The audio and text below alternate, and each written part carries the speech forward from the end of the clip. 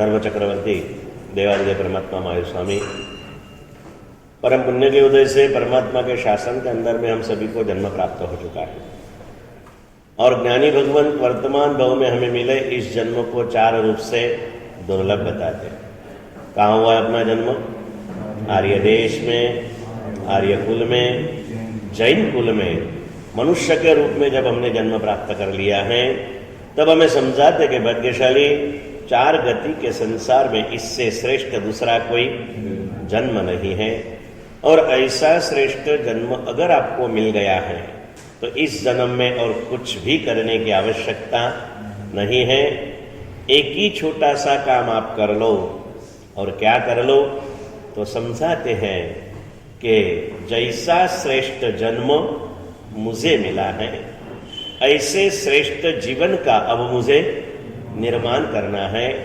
ऐसा एक छोटा सा शुभ भाव इस छोटे से हृदय के अंदर में आप जागृत कर दो और ऐसा एक छोटा सा शुभ भाव अगर इस छोटे से हृदय में जागृत हो जाए तो जीवन में बहुत बड़ा परिवर्तन आ सकता है।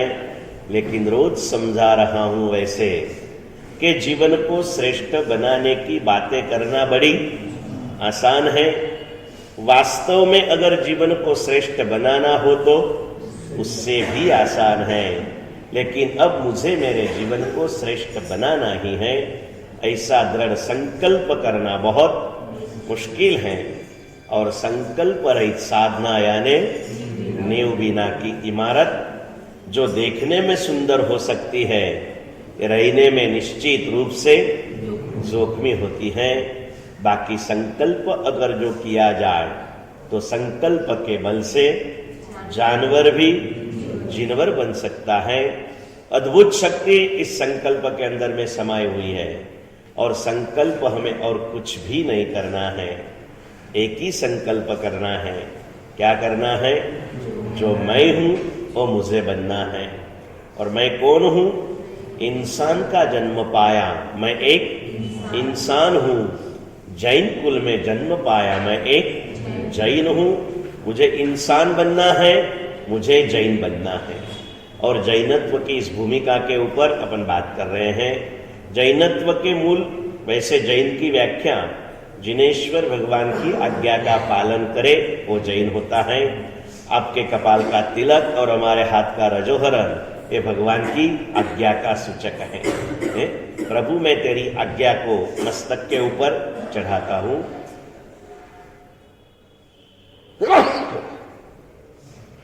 ये रजोहन करके हम कहते हैं कि प्रभु मेरी सारी क्रियाएं इस तेरी आज्ञा के अनुसार होती रहेगी। इसके लिए हमारे एक महाराज साहब ने सुंदर पंक्ति लिखी है कि रजोहरण क्या है तो कि रजोहरण छे चिन्ह सामान्य धर साधुतन यानी सामान्य धर साधु की साधुता का ये निशाना है। एक रजोहरण आ जाए तो साधु साधु के रूप में उसकी पहचान हो जाती है। ऐसा है सुंदर, लेकिन इसके अंदर में जैसे भूमिका मैंने बताई, जैनत्व हमारा प्लेटफॉर्म है। भगवान की आज्ञा के अनुसार हमें बैठना ही नहीं है, खड़े भी रहना नहीं है, धीरे धीरे आगे बढ़ना है, फिर थोड़ा सा ऊपर भी चढ़ना है। जैनत्व के पायाभूत नियमों का पालन कर कर फिर हमें श्रावक की कक्षा तक जाना है। और वास्तविक श्रावक वही होता है जो जल्द से जल्द साधु बनने की लालसा रखता है। अपन ने सूत्र दिया था, सर्ववीरति लालसः खलु देशवीरति।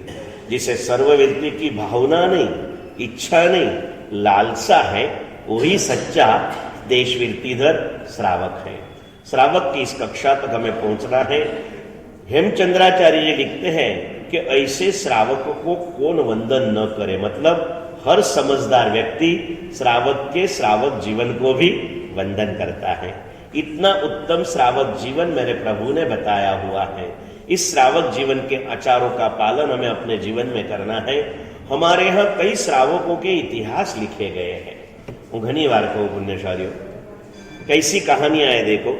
हमारे यहाँ जितने भी चरित्र मिलते हैं ना, अधिक से अधिक चरित्र गृहस्थों के मिलते हैं। कुमारपाल चरित्र आखું મળે છે, હેમચંદ્રાચાર્યનું ચરિત્ર એના ભેગા ભેગું આવી ગયું છે, પણ ટાઇટલ શું? કુમારપાલ પ્રબંધ, कुमारपाल चरित्र, जगरूषा चरित्र, वेथरशा चरित्र, सुकृत सागर है, ऐसे अलग अलग जितने भी चरित्रों के आप ग्रंथ पढ़ोगे ना, तो या तो तीर्थंकरों के चरित्र है या तो श्रावकों के चरित्र है। कोई आचार्य भगवंतों के, कोई साधु भगवंतों के स्वतंत्र चरित्र बहुत कम मिलते हैं। नहीं मिलते ऐसा नहीं, लेकिन बहुत कम। लेकिन श्रावकों के चरित्र मिलते हैं। और देखने लायक वस्तु एक चीज है निर्मल भाई, चरित्र संसारियों के लिखे गए और लिखने वाले संयमी हैं। जितने भी चरित्र लिखे हैं वो लिखने वाले कौन? आनंद भैया, कोई आचार्य भगवान, कोई उपाध्याय भगवान, कोई विशिष्ट कक्षा के ज्ञानी मुनि भगवान है। कितनी कॉन्ट्रावर्सी है ना। गुण गाने लायक साधु है कि श्रावक है? संसारी है भाई। गुण गाने लायक वही है जो भगवान की आज्ञा के अनुसार अपने जीवन में अनुकूलता में भी भगवान की आज्ञा का पालन करता है और प्रतिकूलता में भी भगवान की आज्ञा का पालन करता है। वो प्रशंसनीय है और इसीलिए उसके चरित्र लिखे गए। ऐसा जीवन जिए कि संयमी को भी जीवन चरित्र लिखने के लिए लालायित होना पड़े, ऐसा जीवन श्रावक की कक्षा में भी जिया जाता है। हम आप श्रावक की कक्षा में हो, फिर से एक बार, जिनके चरित्र लिखे गए श्रावक के रूप में, उनके रोम रोम में संयम ग्रहण के भाव थे। ले नहीं पाए जाने दो, लेकिन तमन्ना यही थी, कामना यही थी कि आप पापमय संसार छोड़ी श्रमण हूं प्यारे बनूं। इस भावधारा में रहे।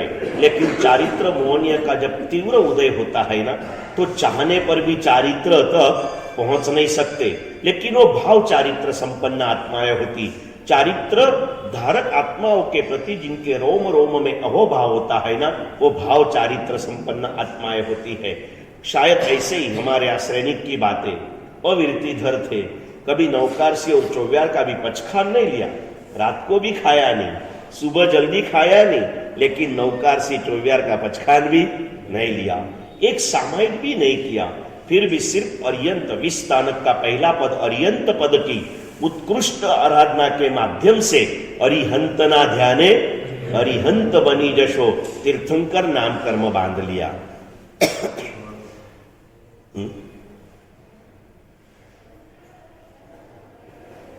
पूछा कुछ? सुंदर सी ऐसी बातें हमारे यहां आती हैं। मैं कई बार कहता हूं, परमात्मा महावीर केवल ज्ञान प्राप्ति के बाद सिर्फ 30 साल जिए हैं। वैसे भी 30 में 3-4 महीना कम है मान लो, फिर भी 30 साल राउंड फिगर में जिए। परमात्मा ऋषभदेव केवल ज्ञान पाने के बाद कितना जीव्या? 1 लाख पूर्व, 1000 वर्ष ओछा 1 लाख पूर्व। 1 लाख पूर्व એટલે કેટલા વર્ષ થાય? 1 પૂર્વ એટલે 70,560 અબજ વર્ષ, એને ગુણ્યા 1 લાખ, એટલા વર્ષ જીવ્યા। પણ પ્રભુ ઋષભદેવે પોતાના જીવનકાળમાં એક પણ નવા આત્માને તીર્થંકર પદની પ્રાપ્તિ નથી કરાવી। એક પણ આત્માને મોક્ષમાં ઘણાને પહોંચાડ્યા પ્રભુએ, પણ તીર્થંકર બનવાનું સૌભાગ્ય પ્રભુના શાસનકાળમાં कोई प्राप्त न करी सक्यू। लंबी चौड़ी बाकी के सभी भगवान का शासनकाल अधिक था। सबसे कम शासनकाल पार्श्वनाथ का रहा और सबसे अधिक प्रभाव भी पार्श्वनाथ का रहा। ये चलते रहती है, निसर्ग के क्रम के अंतर में ऐसी घटनाएं घटित होती रहती है। कहीं ना इतने लंबे समय काल के अंदर में पूरे इतिहास को तपास करोगे तो ऋषभदेव, अजितनाथ, संभवनाथ, अभिनंदन, सुमतीनाथ, पद्म प्रभु स्वामी, सुपार्शनाथ, श्रेयांसनाथ, चंद्र प्रभु स्वामी, सुविधिनाथ, शीतलनाथ, श्रेयांसनाथ, वासुपूज्य स्वामी, विमलनाथ, अनंतनाथ, धर्मनाथ, शांतिनाथ, कुंथुनाथ, औरनाथ, मल्लीनाथ, यहां तक किसी को भी तीर्थंकर नाम कर्म प्राप्त नहीं हुआ। मुनि सूरत स्वामी के स्वयं जीवन काल में नहीं, लेकिन शासन काल में तीर्थंकर नाम कर्म निकाचित नहीं हुआ, लेकिन तीर्थंकर योग्य जीवों का प्रादुर्भाव हुआ। रावण और लक्ष्मण दोनों मुनि सूरत स्वामी के जीवन काल में नहीं हुए, शासन काल में हुए। उसके बाद नमीनाथ में कोई उल्लेख नहीं मिलता। नेमिनाथ परमात्मा के शासन में उनके ही वडील बंधु कृष्ण महाराजा तीर्थंकर नाम कर्म नक्की करके गए, लेकिन वो भी अभी निश्चित नहीं, और एक जन्म के बाद वो निश्चित होगा। समझ गए पुण्यशाली? ऐसे होते रहता है। तो ये उन्होंने लिया। भगवान महावीर के शासन काल में सिर्फ 30 साल में भगवान ने 9 आत्माओं को तीर्थंकर नाम कर्म दिया। कितने आत्माओं को उत्तम भाई? 9 आत्माओं को।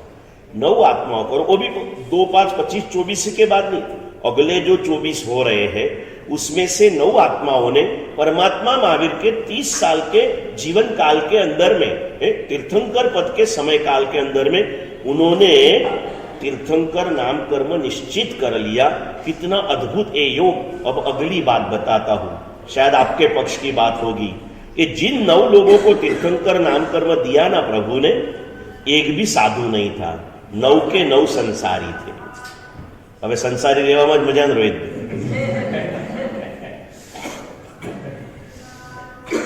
वो संसारी जो एक बार मैंने आपको कहा था थोड़े दिनों के पहले ही, श्रावक की व्याख्या, वास्तविक श्रावक की व्याख्या ज्ञानियों ने लिखी। श्रावक संसार में कायपाती होता है, चित्तपाती नहीं होता है। मतलब शरीर से वो संसार में रहता है, लेकिन उसका मन तो हरदम संयम में, अर्यंत में, वितराग की भक्ति में रहता है। वो कहीं भी 9 में से एक एग्जाम्पल ले लेते अपन, सुलसा श्रावी का। पूर्ण जीवन संसारी अवस्था में बिताया, लेकिन उसके 3.5 करोड़ रोम के अंदर में वीर वीर वीर वीर वीर का नाद था। वीर के सिवाय उसे चाहे सोए हो, चाहे बैठे हो, चाहे खाते हो, कुछ भी करते हो,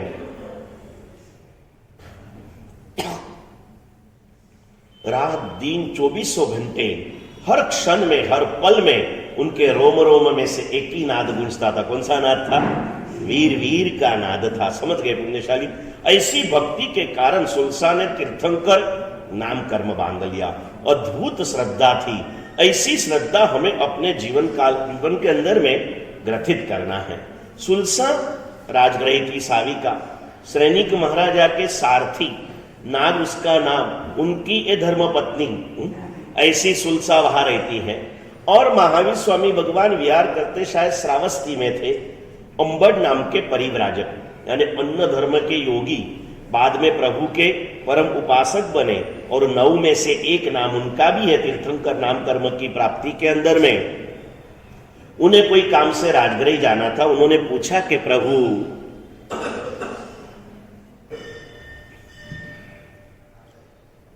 राजगृह जा रहा हूं, कुछ कार्य हो तो, सेवा हो तो बताइए। प्रभु ने सहज कहा, वहां अगर जाए तो वहां सुलसा नाम की श्राविका रहती है और उसे तू मेरा धर्मलाभ कह देना। अंबर सोच में पड़ा। अंबर के मन में यह था कि प्रभु सैनिक को धर्मलाभ कहेंगे, शालीभद्र को धर्मलाभ कहेंगे, धन्नासेठ को धर्मलाभ कहेंगे। सुलसा नाम तो अंबर ने कभी सुना भी नहीं था और इनको धर्मलाभ कहलाया। अंबर जाग गया तो सही, और मन में शंका नहीं, लेकिन एक कुतूहल हुआ कि इतने सारे के बीच में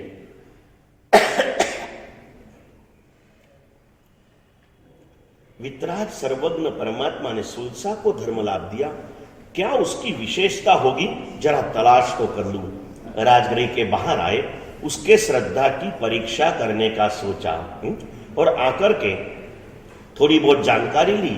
और फिर नगर के पूर्व द्वार के बाहर के उद्यान में पूरा ब्रह्मा जी का नजारा खड़ा किया। विद्याधर थे, स्वामी थे, साक्षात ब्रह्मा जी पधारे हो ना, ऐसा पूरा माहौल खड़ा किया। स्वयं ब्रह्मा जी का रूप ले लिया और नगरी में पूरी हवा फैला दी। साक्षात ब्रह्मा राजगृह के पूर्व उद्यान में पधारे हैं। एक के बाद एक लाखों लोग वहां चले।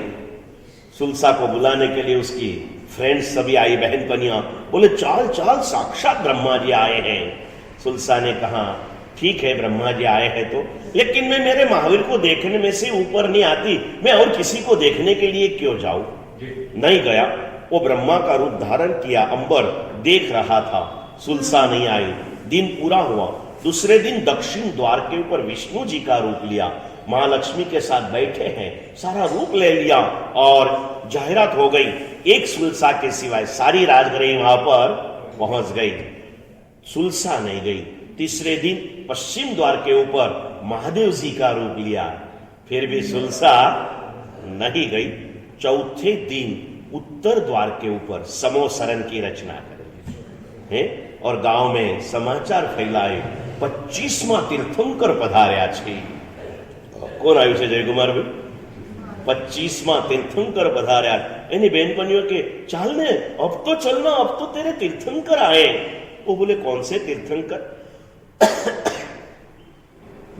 बोले 25वें तीर्थंकर आए हैं। सुल्सा ने कहा देखो बहन, तीर्थंकर तो 24 ही होते हैं, 25 कभी होते नहीं। और 25वें में भी जो कोई होगे, अगर वो महावीर होते ना तो मेरी रोंगराजी विकस्वर हो जाती। मेरे रोंगटे खड़े नहीं हुए ना तो वो बताते कि जो भी आए होंगे वो महापुरुष होंगे, लेकिन वो महावीर तो नहीं है, तो मुझे महावीर के सिवा और किसी के पास जाने का समय भी नहीं है। ये श्रद्धा, महावीर के प्रति श्रद्धा को देखकर जब अंबर आया, आधे दिन के बाद माया समेट कर जहां आया और सुल्सा ने स्वागत किया कपाल के तिलक को देखते हुए, और स्वागत करने के बाद में जैसे पूछा और जैसे कहा कि हे सुल्सा, प्रभु महावीर ने तुझे धर्मलाभ कहा है। सुल्सा इतनी खुश हो गई, अंदर के रूम में चली गई। मर्यादा देखो कितनी है, नहीं तो वहां भी नाच सकती थी ना। अंदर के रूम में जाके नृत्य करा, बहुत नृत्य की आंख में से हर्षाश्रु की धारा बही। थोड़ी देर के बाद बाहर आके परिव्राजक का सम्मान किया, स्वागत किया, एक श्रावक के रूप में जितनी परिचर्या हो वो कर ली। ये देख के उसी मंगलकारी क्षणों के अंदर में सुल्सा ने तीर्थंकर नाम कर्म बांध लिया। आपके लिए ऐसी कोई व्यक्ति है संसार में कि जिसका नाम सुनकर आपकी रोम राजी विकस्वर हो जाए?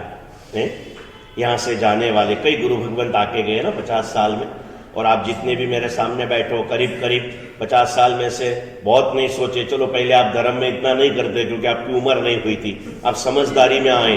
25 साल से तो आप धर्म कर रहे हो। 25 साल में जितने भी गुरु भगवंत आकर के गए और आपको समाचार मिल जाए કે ભાઈ પૂજ્ય રાજશેખર સુરી મહારાજે તમને યાદ કર્યા છે ને મળવા આવવાનું કીધું છે, તમે બહુ તો ખુશી મોઢા ઉપર થોડી બતારો, એક રોમરાજી વિકસ્વર થાય ખરી તમારી? એવા કયા ગુરુ ભગવંતનું નામ કે જેનું નામ લેતા તમારી રોમરાજી વિકસ્વર થાય? ચલો જવા દો, એવા કોઈ ભગવાન ખરા જેનું નામ લેતા તમારી રોમરાજી વિકસ્વર થઈ જાય? મુનિ સુરત સ્વામીનું નામ લો તો રોમરાજી વિકસ્વર થઈ જાય? સાહેબ એ તો રોડ લઈએ છે, એ તો રોડ લો છો ને ભાઈ। करिए एक लागनी अंतरपट में जिसका वास होता है, निवास होता है ना, उसके स्मरण मात्र से उसके स्मरण मात्र से हमारी रोमराजी विकस्वर हो जाती है।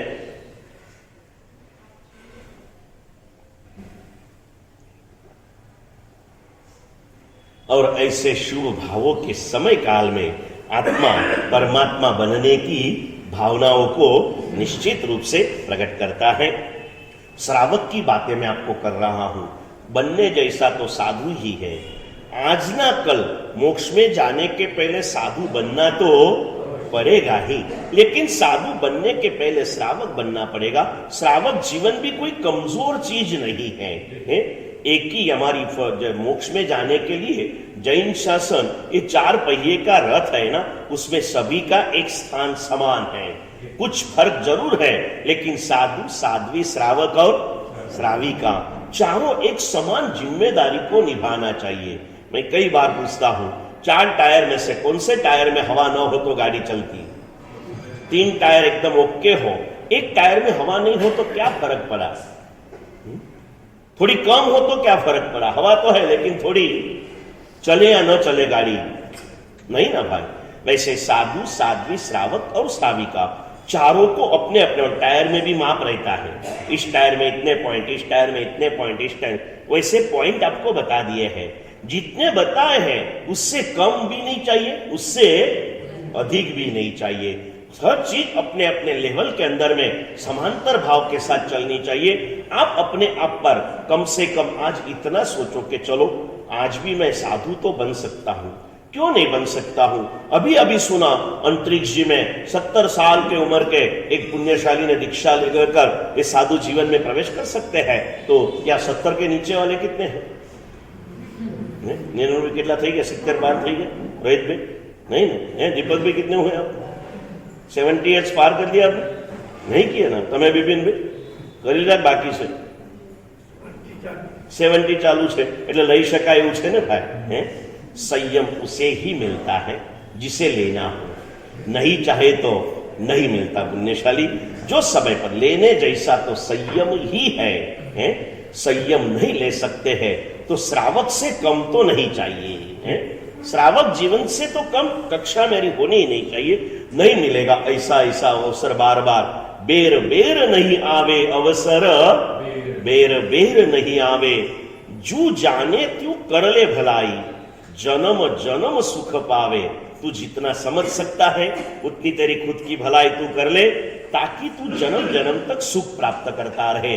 जब तक मोक्ष में नहीं जाएगा नए नए जन्म तो तुझे लेना ही पड़ेगा, लेकिन जन्म अगर तुझे लेना पड़े तो हर जन्म में तुझे सुख पाना हो तो उसका पूरा रिजर्वेशन तू यहां से कर ले।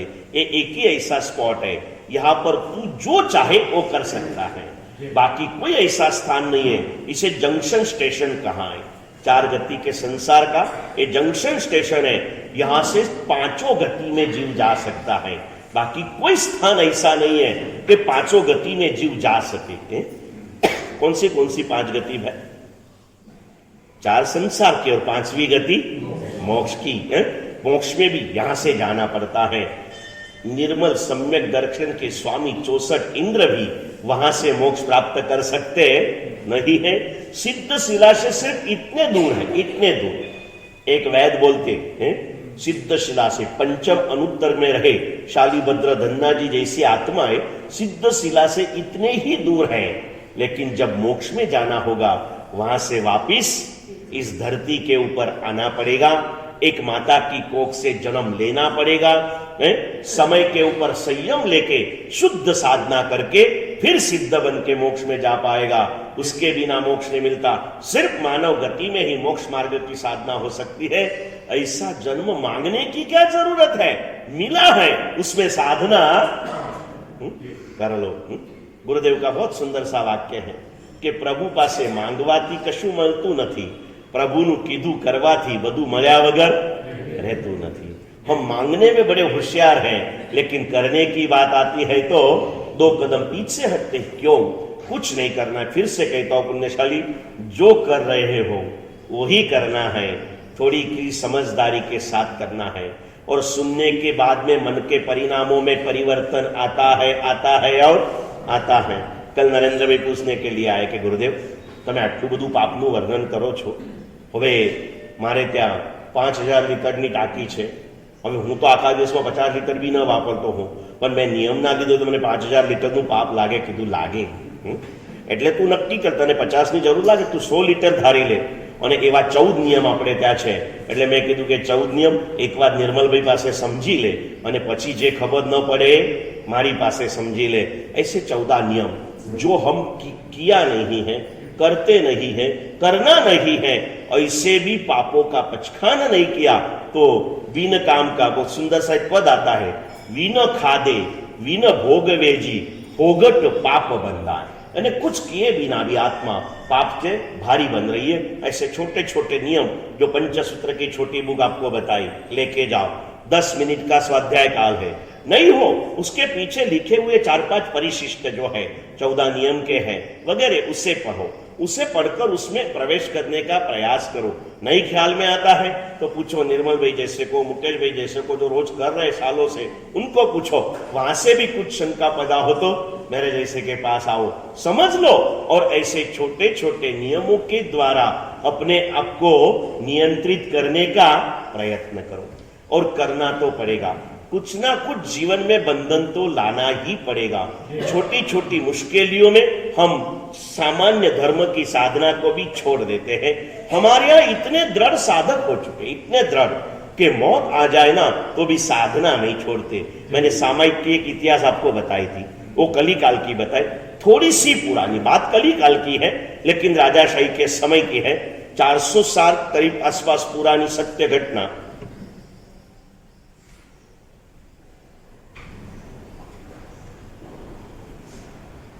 मोगलों का साम्राज्य भारत के अलग अलग इलाके में छाया हुआ था और उनके मंत्रियों में, सेनापतियों में हर प्रकार के हिंदुस्तानी लोग जुड़े हुए थे। ऐसे एक बादशाह के अंदर में महन सिंह नाम का एक सेनापति था। वैसे महामंत्री था, लेकिन सेना लड़ने में भी बड़ा होशियार था। उसको 2 टाइम आवश्यक प्रतिक्रमण करने का नियम था और वो भी समय के ऊपर करने का। सुबह का प्रतिक्रमण, सूर्योदय के समय पर क्या आना चाहिए? वंदित्व आना चाहिए। शाम के प्रतिक्रमण में सूर्यास्त के समय पर पचखान आना चाहिए। ऐसे ये करना है। इसी ढंग से वो करता। एक बार युद्ध यात्रा के ऊपर निकले।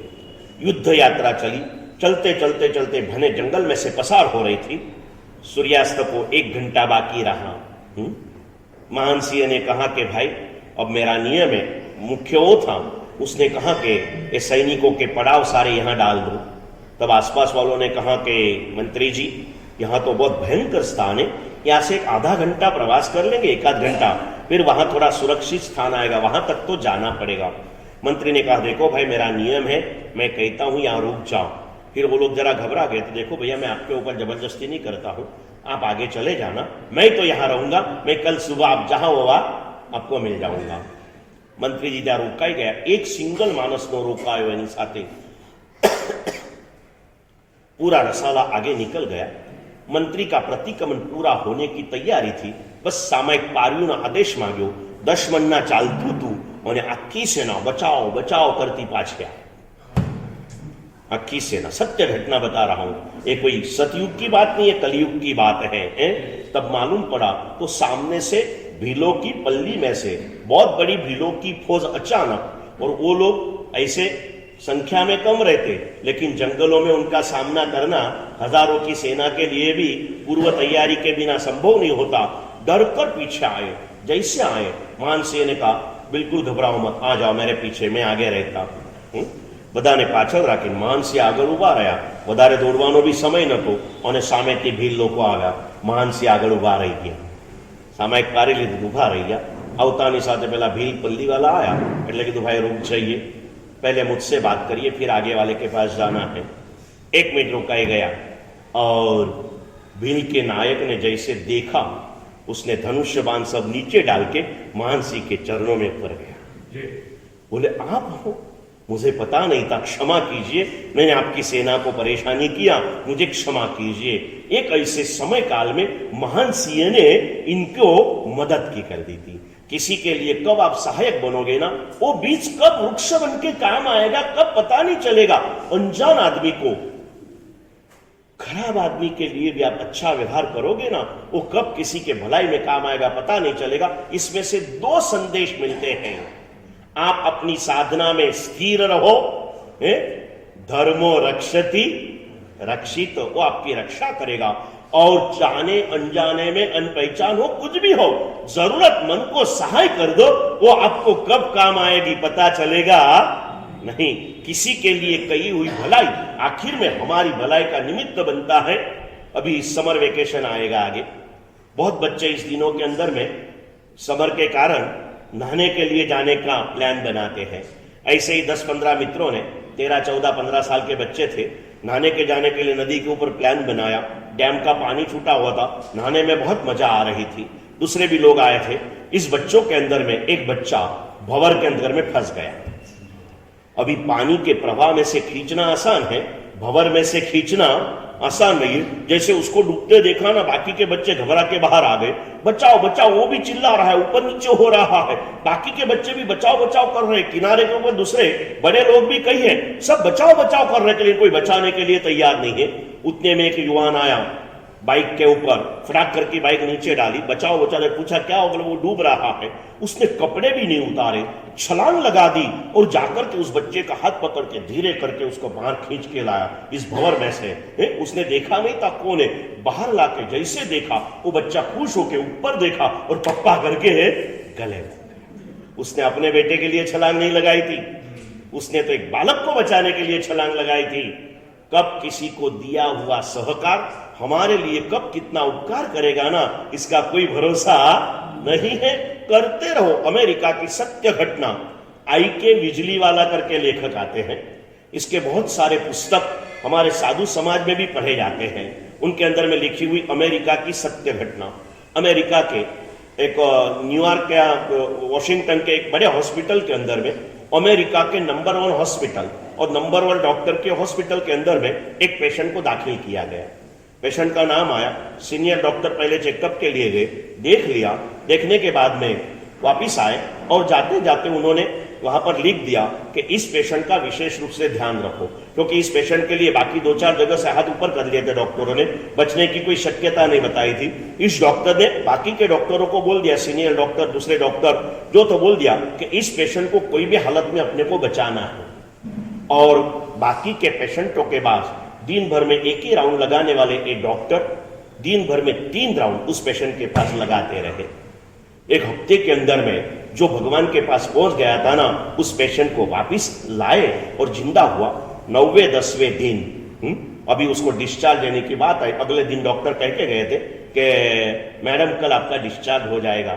मैडम बड़े खुश थे, डिस्चार्ज मिलेगा इस हिसाब से खुश थे, लेकिन चार्ज का बिल क्या आएगा इस चिंता से चिंतित थे, क्योंकि इतनी बड़ी हॉस्पिटल, इतने बड़े डॉक्टर, और एक 40-50 साल पहले की एकदम सत्य घटना है। और ऐसे के अंदर में दूसरे दिन डिस्चार्ज के ऊपर जब आया, पहले स्टाफ आ गए जो आने थे, और बिल हाथ में दिया, बिल देखा, उस टाइम पर अमेरिका में डॉलर चलता है ना, कुछ $10,000 का बिल था। क्योंकि मौत के मुख में से लाया था ना, बड़ी भारी ट्रीटमेंट और जात स्वयं ध्यान रख के दी हुई ट्रीटमेंट थी। $10,000 का बिल देखते पहले तो आंखों में अंधारा आ गया। बिल भरे बिना तो डॉक्टर लोग छोड़ते भी नहीं, करना क्या। लेकिन वापस थोड़ी सी नीचे नजर की, नीचे 2 पंक्तियां लिखी थी, ये बिल हुआ है, लेकिन ये बिल का पेमेंट आपको करना नहीं है। ये बिल का पेमेंट 20 साल के पहले जंगल के अंदर में एक आवारा युवक को जब तूने छाछ पिलाई थी ना, उसमें इस बिल का पेमेंट हो चुका है। घटना ऐसी थी, ये जो डॉक्टर आज था ना, 20 साल के पहले जंगल में आवारा, लेकिन अनाथ बालक की तरह जा रहा था। कोई ऊपर नहीं था, कोई नीचे नहीं था, कोई आगे नहीं था, कोई पीछे नहीं था। जंगल में जाते जाते प्यास लगी, पानी पीने के लिए सोचा, एक झोपड़ी दिखी, वहां गया, कोई पानी मिल जाएगा। झोपड़ी में जाकर के देखा, एक छोटी सी बालिका 12-13 साल की वहां पर थी। उसे पूछा कि बहन मुझे थोड़ा पानी पिलाएगी? तो बहन ने देखा, उसने कहा भैया बैठो इधर, पानी क्यों, अभी मेरे घर में ताजी छाछ बनी है, ये छाछ पी लो, छाछ पी लो। और एक गिलास छाछ दिया। देखा ग्लास का पात्र इतना ही था, कोई बड़ा नहीं था। उसने कहा बस नहीं, बोले बॉस नहीं, ले लो, फिक्र मत करो। बोले बहन इतना ही है? अरे भैया छाछ तो रोज मिलेगी, तेरे जैसा अतिथि कब मिलेगा। जबरदस्ती से दूसरा गिलास पिला दिया।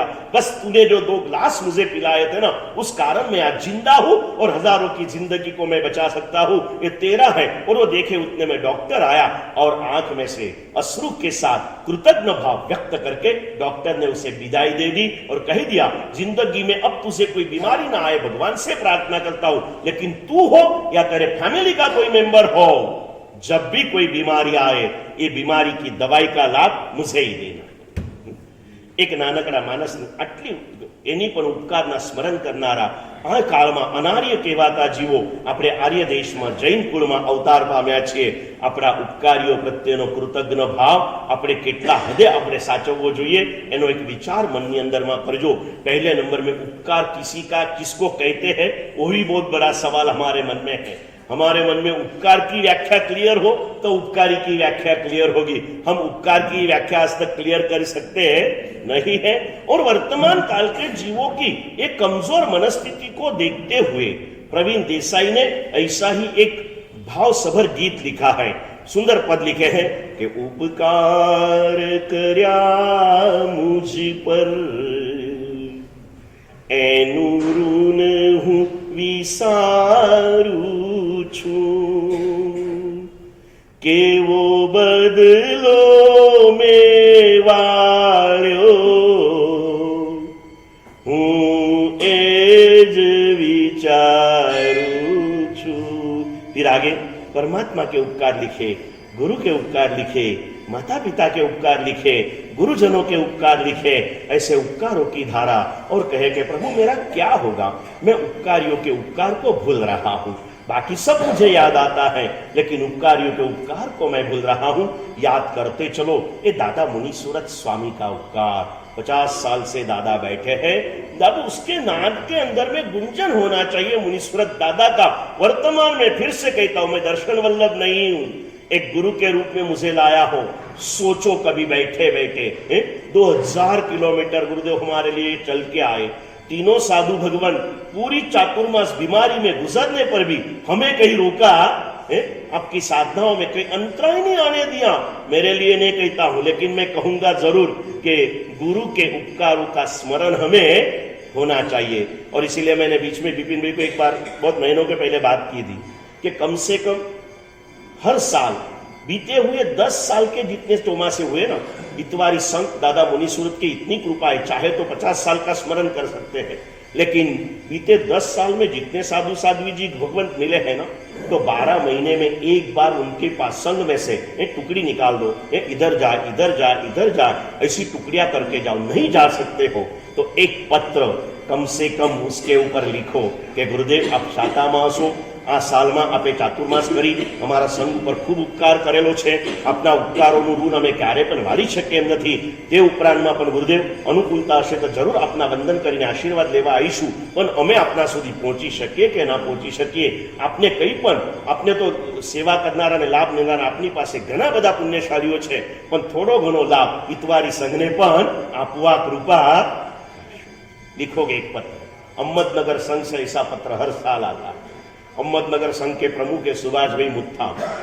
हम कोई भी रहे, उनको जब मालूम पड़े, गुरुदेव बार बार हमारा अधिक परिचय हमारा है, बाकी सभी साधुओं के लिए जो वहां गए उनके परिचय में उनको पता चले कि बीमार है, अस्पताल में दाखिल हुए हैं, कहीं ना कैसे कॉन्टेक्ट नंबर लेके फोन करते हैं, કેટલા રૂપિયાનો ચેક મોકલાવો મને જણાવી દેજો, આ લાભ નગર સંઘને મળવો જોઈએ। सीखने लायक चीजें हैं पुण्यशाली।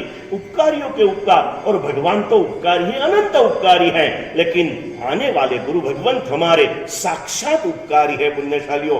ऐसे साक्षात उपकारी गुरु भगवंतों के प्रति ऋण भाव हमारे हृदय में रहे। और 10 साल को भूलो, 5 महीने से हम बैठे हैं ना यहाँ पर, कम से कम ये इसलिए कहता हूं, अगर भूलने की ये याद कराने से भी आप कुछ भलाई में जुड़ जाओ, इस भावना से, ताकि मैंने उस दिन भी कहा 2 कपड़े और 2 रोटी चाहिए, मकान तो ऐसे भी मिल जाता है, और वो भी आप अधिक से दे रहे हो, कोई अपेक्षा नहीं है, लेकिन पूछने की आदत रखो, पूछने का भाव रखो। इस 50 साल के निमित्त से एक प्रयोग भी एक करो, मात्र આવવાનું આમંત્રણ આપો એ તો સારું જ છે, પણ સાથે એમને પૂછો કે ગુરુદેવ આપ આવી ન શકો, પાછા કેટલા વાણિયા હોશિયાર, આપ ન આવી શકો તો આપના આશીર્વાદને વાસ્કેપ મોકલી આપજો, પણ અમે આપને કઈ મોકલીએ એવું તો લગતા બી નથી। એટલે પછી બિપિન સાહેબ તમે તો લેટર મેટર તૈયાર કરીને આપી દીધું, અમે તો મોકલી દીધું, પણ અમારા મેટરમાં સુધારો તો ખરા। पूछो, कुछ ना कुछ उपकारियों के उपकारों का स्मरण करो। ऐसे उपकारी गुरु भगवंत हमारे बैठे हैं। आए हुए गुरु भगवंतों के उपकार के लिए हमारे हृदय के अंदर में भाव होना चाहिए। जिन्होंने हमें जन्म दिया है उनके उपकारों का स्मरण करो। और जैन शासन की अगर मानो तो जैन शासन, मैंने कहा था, धर्मचक्र वालों को भी कई बार मैंने समझाया, और आप लोगों को भी कहता हूं, 12 महीने में आपकी सारी सेवा भक्ति, आप इतनी शांति से आराधना कर रहे हो ना, ये आपके सेवक वर्ग का उपकार है आपके प्रति। समझ गया? बाकी पैसे लेकर भाई काम चोर करने वाले कहा नहीं है लोग, हैं? बड़े भाव से कर रहे हैं ना, ये करो, थोड़ा थोड़ा कुछ ना कुछ करो। बाकी तो आप अपनी मान्यता से कोई धर्म करोगे और मोक्ष मिल जाएगा तो दिल्ली बहुत दूर है हमारी। छोटे छोटे जीवों का संभाल करो, छोटे छोटे जीवों के प्रति धारणा करो। और इसलिए दशवैकालिक सूत्र का 4th अध्ययन जो हमारी प्रोग्रेस के अंदर में चालू है, उसमें आर्ट ऑफ सीइंग बताया है, देखने की कला, दृष्टि की कला।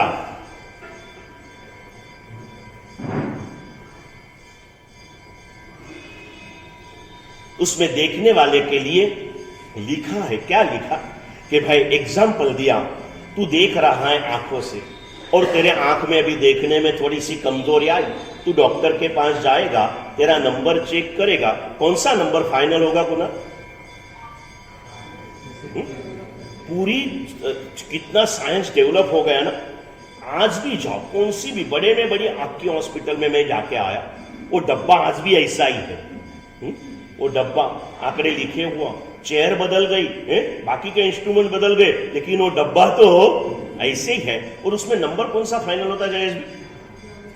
छोटे में छोटा अक्षर जब तक हम पढ़ सकते हैं वो अक्षर हमारा फाइनल होता है, इसके नीचे नहीं देख सकते, और उसके सिवाय की लेंस अभी नहीं है, तो फिर आखिर में वो नंबर क्या होता है? फाइनल होता है।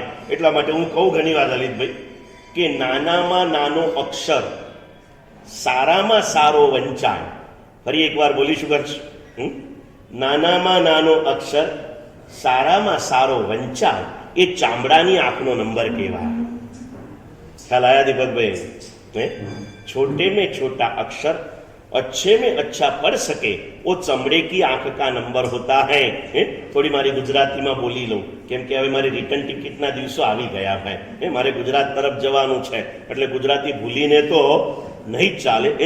નાનામાં નાનો અક્ષર સારામાં સારો વંચાય એ ચામડાની આંખનો નંબર કહેવાય, અને નાનામાં નાનો જીવ વાલામાં વાલો લાગે ये अंतरचक्षुनो नंबर कहेवाय. सूक्ष्म जीवों के प्रति भी मेरे हृदय में प्यार होना चाहिए. सूक्ष्म में सूक्ष्म कैसे प्यार, क्या बताऊं आपको. हम तो फिर से कहता हूं, आर्य देश जैन कुल मानव का अवतार पाए हैं. आर्य देश में अजैन कुल में जन्मे हुए ऐसे भी मार्गानुसारी में भद्रिकता आदि गुणों से जो संपन्न है ना, ऐसे एक संत की बात आती है. वो संत एक दुकान के अंदर में गए, उन्होंने सुपारी खरीद कर ली. दुकानदार ने कागज की पड़ी के में सुपारी बांध के दी. 3-4 किलोमीटर दूर आश्रम में संत पहुंच गए. पूड़ी खोली ना आनंद भैया, उसमें से एक चींटी निकली. तो संत खड़े हुए 4 किलोमीटर चल के गए. उस दुकान में जहां चींटी की लाइन चलती थी ना, उस लाइन में उस चींटी को रखा. सेठ ने पूछा क्यों? भाई वो अपने परिवार के साथ आती जाती थी, उसको अलग करने का मेरा क्या अधिकार है भाई, इसलिए उसको छोड़ने के लिए स्पेशल 8 किलोमीटर का प्रवास आने जाने के लिए करता. नानाમાં નાનો જીવ મને વાલામાં વાલો લાગે એ મારા અંતરદ્રષ્ટિના નંબર છે. તને પરમાત્મા ગમતા હોય પણ પરમાત્માના ભક્તો તને ન ગમતા હોય, તને શક્તિશાળી સાથે સ્નેહ હોય અને તને કમજોર સાથે સ્નેહ ન હોય, તો તારા સ્નેહની પણ કોઈ કિંમત જ્ઞાનીના ચોપડામાં નથી. તલાશ કીजिए अपने आप पर. श्रीमंत मानस अर्धी राते फोन आवे निर्मल बिपिन भाई नो कि बिपिन यार जरा 10 लाख रुपया इमरजेंसी जरूर है, 2 दिन के बाद तुझे दे दूंगा. निर्मल भाई शू कहते यार लेके जाना, कभी अभी दो के सुबह दो, लेके जा. अरे तेरे पास है, मेरे पास रहा के एक भी है. અને એ ફોન પૂરો થઈ જાય અને એક શ્રાવકનો ફોન આવે કે નિર્મલભાઈ ગરીબ શ્રાવક છે, 10,000 રૂપિયા અર્જન્ટ જરૂર છે, પાછા કોઈ આવવાના નથી, તમે આપો ખરા. यार थोड़ी देर के पहले बोलता अभी 10 लाख रुपया दे दिया मैंने, वो दिया नहीं था वो तो. આ તો નિર્મલભાઈના નામે કીધું તમને. આ દરેકે વિચારવાનું છે. મારા દરેક ચીજની અંદરમાં, મારા હૃદયની અંદરમાં આ કરુણા ભાવ, આ ઋણ ભાવ, આ ઋણ સ્વીકારનો ભાવ મારી પાસે હોય તે અત્યંત जरूरी है. और इस ऋण भाव से ही संसार में रहे संसारी श्रावक जीवन की सर्वोत्कृष्टता को यहां तक पहुंचते हैं कि संयमियों को भी उनका चरित्र लिखने के लिए मजबूर होना पड़ता है. शुरुआत में बात करी विपिन भाई, अपने त्या जेटला चरित्रों मळे छे ने, इतिहासो लखायेला का तो तीर्थंकरोना छे અને का तो श्रावकोना छे. लगभग आचार्योना के साधुओना चरित्रों અત્યારે કોઈ સ્વર્ગવાસ થયા હોય ને એના શિષ્ય પરિવારો એનો સ્મૃતિ ગ્રંથ બહાર પાડે બોલી જાઓ, અખંડ ચરિત્ર કોઈના લખાયા હોય મોટા ભાગે તીર્થંકરોના તો છે જ. એની પછી કોઈ હોય તો વર્તમાનમાં થઈ ગયેલા શ્રાવકોના ચરિત્રો છે. અને વિશેષતા એ છે ચરિત્રો સંસારીઓના છે અને લખનારા સંયમીઓ છે. कैसा वो जीवन होगा, हमें इस कक्षा तक हम भी पहुंच सकते हैं, क्यों नहीं. हम भी उसी के हैं ना, उसी परंपरा में आए हुए हैं. धरना शाह, जगरू शाह, पेथर शाह, जावर शाह, इसी परंपरा में तो हम आए हुए हैं ना. तो हमें उस परंपरा के मार्ग पर हमें चलना चाहिए, उस पंथ के ऊपर हमें आगे बढ़ना चाहिए पुण्यशाली. और ऐसे करते हुए हमें हमारी श्रावक जीवन को सफल करना चाहिए. अकाल आ गया और किसने भंडार खुले रख दिए भाई? जगरू शाह की बातें ना सुनते हो ना, कई बार सुन ली ना जगरू शाह की बातें. અને વાત યાદ આવી એટલે કહું બિપિનભાઈ, આપણે જે એકાદ નાટક બતાવવાનો પ્રયાસ કરીએ છીએ ને, ક્યારેક આ જગરૂ શાહનું નાટક પણ બતાવજો. તપોવનના વિદ્યાર્થીઓ બહુ વર્ષો પહેલા તૈયાર કર્યું હતું, અત્યારે કરે છે કે નહીં ખબર નથી. એ તપોવનના વિદ્યાર્થીઓનો સ્વાતંત્ર્ય સેનાનીઓનો જે વંદનાનો પ્રોગ્રામ હોય છે ને, એ પણ જોવાલાયક હોય છે. આવું ઘણું બધું જોવાલાયક છે. કંઈક નવું જોઈ અને જીવનમાં અપનાવવાની કોશિશ કરીએ, માત્ર જોઈ જોઈને ઊભા ના થઈએ. ऐसे લઈએ वो जगरू शाह का नाटक मुझे आज भी याद है. करीब करीब 30 साल के पहले बॉम्बे लोअर परेल के अंदर में पूज्य चंद्रशेखर महाराज की निसरा में एक करोड़पति के बेटी की दीक्षा थी. और उस दीक्षा के दिन में प्रोग्राम के अंदर में रात्रि के समय में जगरू शाह का नाटक रखा था, देखने के लिए करीब करीब 2-3 हजार लोग आए हुए थे, और जिन्होंने भी ये नाटक देखा ना, हर एक के आंख में आंसू थे। ऐसा जीवन आप भी जी सकते हो ना। उन्होंने सबके लिए भंडार खुले रख दिए, न कोई देने वाला, जिसको चाहे वो जितना चाहे वो लेके जाओ, कितना सारा ये भंडार खुला रख दिया। ऐसे समय काल के अंदर में कई राजा महाराजा और बादशाह भी वहां पर पधार चुके, और जिस दिन जगरू शाह के प्रभु के प्यारे होने के खबर मिले ना, बड़े बड़े राजाओं ने महाराजाओं ने उसके सम्मान में अपने मुगट उतार के नीचे रख दिए थे। ऐसा जीवन हम क्यों न जिए। हम धन्ना शाह की बात करें, हम जगरू शाह की बात करें, हम पेथर शाह की बात करें। पेथर शाह का जीवन चरित्र कभी पढ़ो, बहुत सुंदर सा चरित्र है।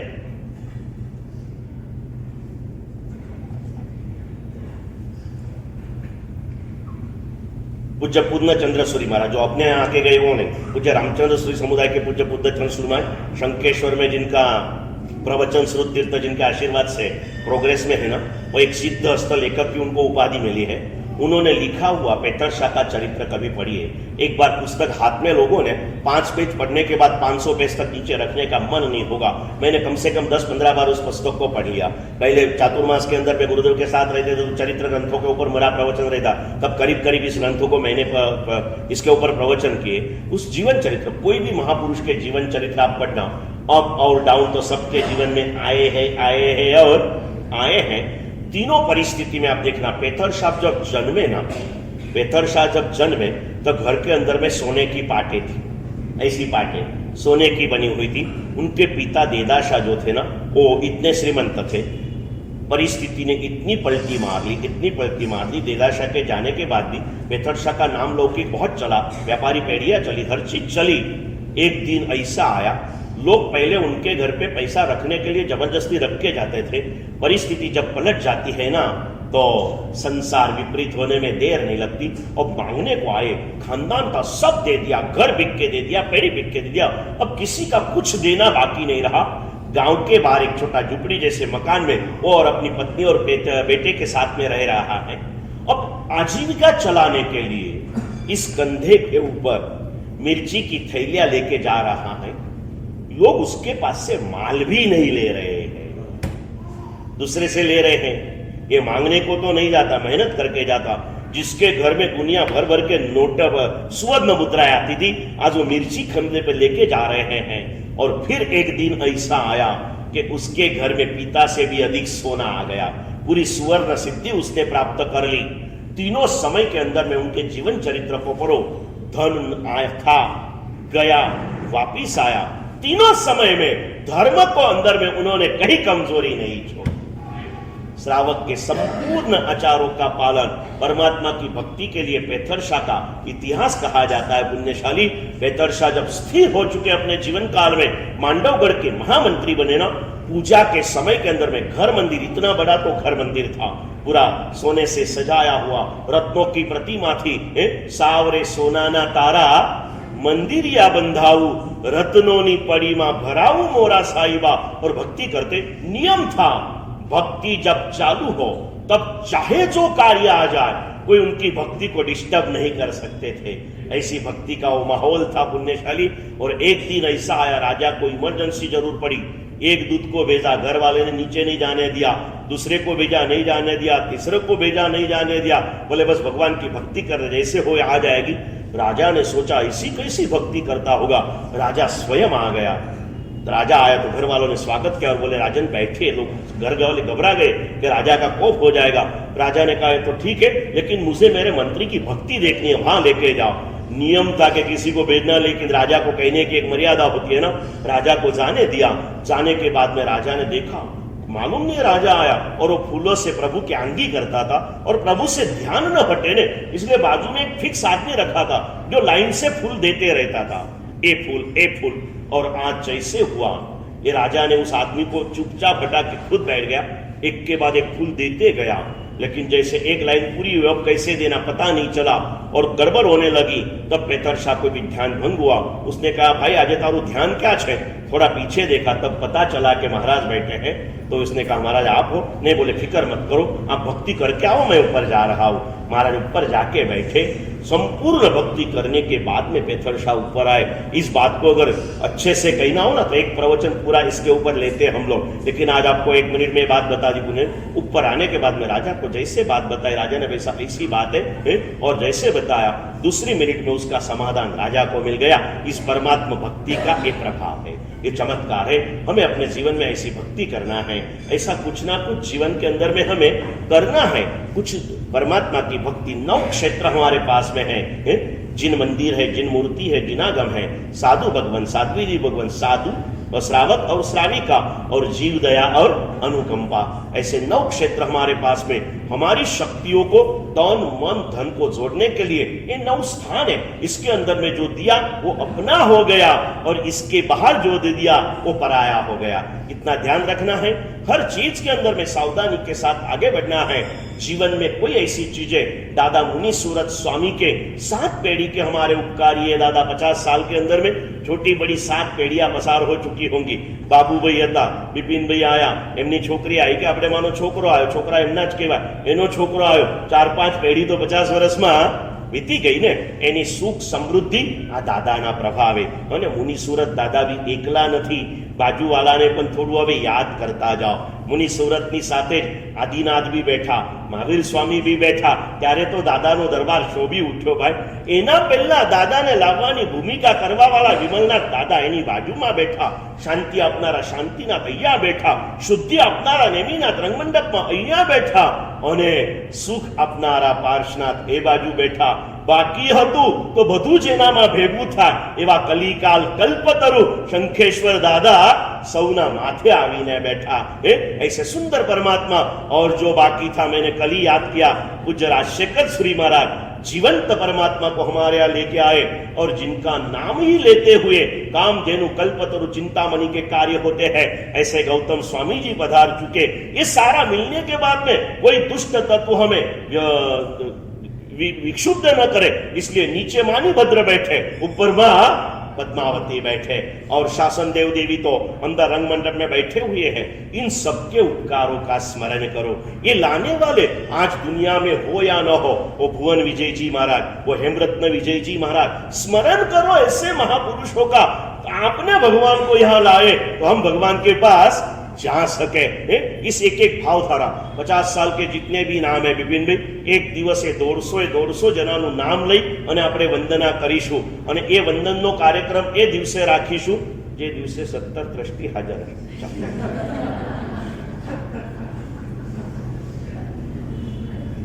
मैं ये धीरे से इसलिए बोला, क्या इसमें जाता ना है दुनिया भर में मालूम नहीं होना चाहिए। करो ऐसा भी कुछ करो पुण्यशाली, उपकारियों के उपकारों का स्मरण करो। स्मरणिका में लिखने मात्र से काम नहीं होगा, इसे हमारी मेमोरी पावर के अंदर में सेव करो, कभी कभार याद करो और मैंने कहा वो प्रयोग चालू करो। विपिन भाई आ बधा गुरु भगवंतो क्या છે મેળવી લો અને લખો કે ગુરુદેવ આપે ઉપકારની ધારા વહાવીને, એટલે એક પછી એક વહેતા વહેતા આજે 50 વર્ષ સુધી અમે અને અમારો પરિવાર પહોંચ્યો છે। એની ઉપકારોની એ ગંગોત્રીમાં આપનો પણ એક લોટો છે। ગુરુદેવ આપ પધારો, આશીર્વાદ મોકલો અને કંઈક યત્કિંચિત લાભ ઇતવારી સંઘને આ વખત માટે નહીં, દર વર્ષ માટે આ કરજો। વધારે કદાચ બજેટ ન બેસે તો મારું નામ સાઈડમાં રાખજો, પણ બાકી બધાને લખજો પુણ્યશાલીઓ, લખતા રહેજો। करने जैसे कार्य है, उपकारियों के उपकार का स्मरण करते रहो। किंतु सुंदर मौका आया है और कई कई भावना गुरु भगवान तुम्हारे संग के लिए करते हैं पुण्यशाली। मैंने कहा, फिर से कहता हूं, दर्शन वल्लभ नाम है तो इस नाम का स्मरण आपको करना ही पड़ेगा। लेकिन इस बार दादा ने मुझे अपने इस उत्सव के लिए योग्य मानकर मुझे बुलाया, नहीं तो इतनी लंबी सफर एक ध्वजा के महोत्सव के लिए हो सके ऐसा कोई मौका भी नहीं था। आ गए, दादा ने बुलाया, बुलाने के बाद में एक और कर्मों का जोड़ चला, एक और दादा की कृपा का प्रभाव चला। एक बीमार पड़ा तो दूसरा काम में आया, दूसरा बीमार पड़ा तो तीसरा काम में आया। आज तक बड़ी ईमानदारी और प्रामाणिकता से हमने हमारे प्रयत्न आज की घड़ी तक हम लोग कर रहे हैं। हमारे हर विचार में ये प्रसंग दिखता है, हमारी नजर में हर दिन ये प्रसंग दिखता है। हम इसके सोच के अंदर में रहते हैं, इसको कैसा करना, क्या करना, कैसे करना, बस इस भावधारा में चलते रहते हैं। इतना करने पर भी आखिरी दम तक हम रहेंगे नहीं रहेंगे हमें पता नहीं है, लेकिन जब तक है तब तक उसी दिशा में, उसी भावों में हम रह रहे हैं। और समय के साथ बड़े प्रसंगों में विघ्नों आने की संभावना होती है। इसे पानी आवता पहला पाळ बांधवा तरीके शारीरिक कोई पण अनुकूलता न होवा छता मन की भावना के साथ कल से पीठिका की आराधना में मैंने कहा आचार्य भगवंतों की पीठिका की साधना आत्म कल्याण से अधिक विश्व कल्याण, संघ हित की भावना से की जा रही है। कल इस साधना में मैं प्रवेश कर रहा हूं और मेरे लिए नहीं, आप आचार्य तो कब बनोगे पता नहीं, सूर्य मंत्र कब गिनोगे पता नहीं, सूर्य मंत्र की पीठिका साधना आप करोगे पता नहीं, लेकिन साधना में सहयोगी तो आपने बनना ही चाहिए। और इसीलिए जो कहा है वैसे मुझे 8 दिन में 8 भाइयों के अट्ठम के नाम चाहिए। अभी इसमें खींचने का सवाल नहीं, कल का पहला अट्ठम कौन करेगा आज नक्की हो जाना चाहिए। अगर आपने नहीं किया तो आखिर मुझे करना पड़ेगा, ये तो नक्की समझ लेना आपने। तो इस 8 के अंदर में आप लोगों ने करना है पुण्यशाली, और भाइयों बहनों सभी ने मिलने कल से अधिक आंबिल तप में जुड़ना है। अगर आपको लगे कि दर्शन वल्लभ महाराज ने 5 महीना अपनी सारी शक्ति से हम पर उपकार किए हैं, तो आप कुछ ना कुछ तो जरूर करोगे पुण्यशाली। आपका पैसा मुझे नहीं चाहिए, क्योंकि आपको जो जान से भी प्यारा है वो लेकर के आपकी जान में लेना नहीं चाहता हूं, लेकिन ये साधना तो आपको करनी ही पड़ेगी पुण्यशाली। पैसा आपका है, आपके लिए है, आपने दिया तो भी कोई मेहरबानी नहीं की है, और दिया तो मेहरबानी आप पर होने वाली है और किसी पे होने वाली नहीं है। लेकिन साधना के इस क्षेत्र में आपको प्रवेश करना होगा। कल से ये साधना, कल कम से कम, बाकी कुछ करो न करो, कल मुझे शुभेच्छा देने के लिए तो सकल संग आना ही चाहिए, आना चाहिए। विपिन भाई मैसेज तैयार करी राखजो, काले जो 70 जना हाजर न हो तो मारी राजीनामું समझी लेजो, समझाने पुण्यशाली। हाँ करो, कईक तो आवવું પડશે, જવાબદારીને સમજો, જિમ્મેદારીને સમજો। અને સવારનો સમય છે, કોઈના લગ્ન પણ એટલા વહેલા નથી, કોઈનું રિસેપ્શન નથી, કોઈના દાંડિયા રાસ નથી, કોઈને ક્યાંય જવાનું નથી। કાલે સવારે બરાબર 6 વાગે सकल संघ અહીંયા પધારશે। લાભાર્થી પરિવારોના હાથે મુખ્ય વિધિ કર્યા પછી सकल સંઘને પણ पंचप्रस्थानની આ प्रतिमाओना अभिषेक करवानो लाभ આપવામાં આવશે। आखी व्यवस्था गोठवाई जैसे। ये होने के बाद भक्ति संगीत के माहौल के अंदर में 6 से करीब 8 साढ़े 8 बजे तक ये पूरा माहौल चलेगा।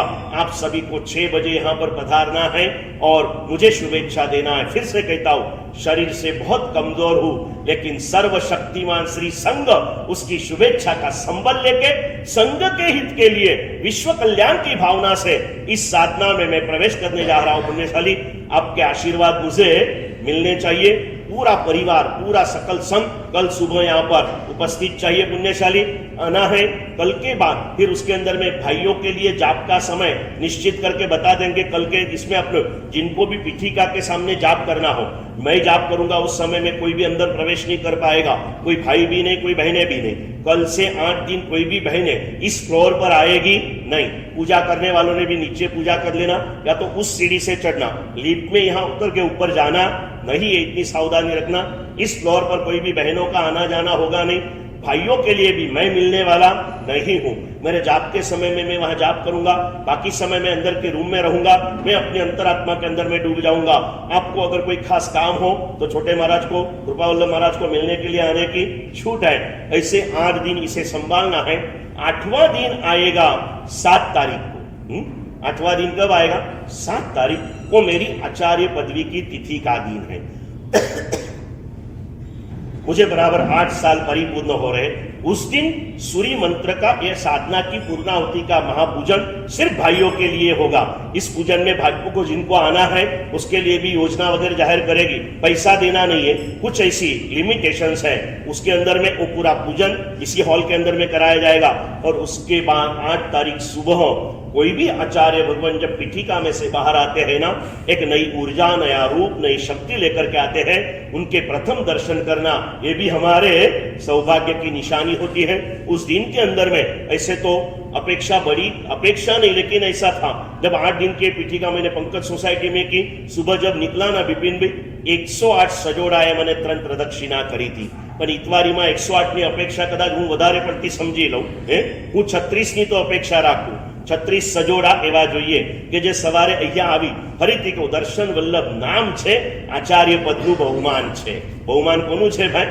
आचार्य पद हमारे दीपक भाई झवेरी ने उधर पार्टी में मुझे 99 नौकार गिन के प्रदक्षिणा कराई और कल कह के गए गुरुदेव फिर से एक बार वो जरा 8-10 दिन पहले बता देना ताकि अच्छे से कार्यक्रम करना है।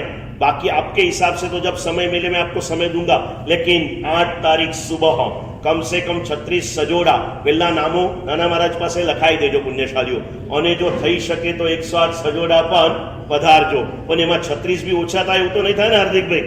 હે એટલું તો લાવશો ને ભાઈ? બધી જવાબદારી બિપિનભાઈને નથી આપતો, થોડી હાર્દિકભાઈને બી આપો. હે નીચે બેઠા છે, કાલે થોડોક મીઠો ઠપકો આપ્યો તો આજે આવી ગયા હાર્દિકભાઈ વ્યાખ્યાનમાં, સમજા ને ભાઈ? મારું આદત જ છે ઠપકા આપવાની, શું કરું? હે હવે આદત મારે છોડીશ, 8 દિવસ થોડું બોલવાનું બંધ કરીશ એટલે ઠપકા આપવાની આદત भी कदाच छूटी जैसे, लेकिन हृदय में निर्मल प्रेम के सिवाय कुछ भी नहीं है पुण्यशाली। यद किंचित भी स्वार्थ भावना नहीं है, आप सभी के हित की भावना के साथ कल की साधना में प्रवेश कर रहा हूं। कल पधारना है, बाकी कार्यक्रम के पश्चात की जाहिरात विपिन भी अभी करेंगे, नौकारशी वगैरह जो भी कुछ रखा है सारी जाहिरात होगी। कल से पधारना है, ऋण स्मरण करो 50 साल के गुरु भगवंतों का, उसको बाद में करो। कम से कम 5 महीने से अगर मेरा ऋण स्वीकार होता है आपको तो कल मुझे शुभेच्छा देने के लिए जरूर से पधारो। परमात्मा की हार्दिक भावों से क्षमा याचना।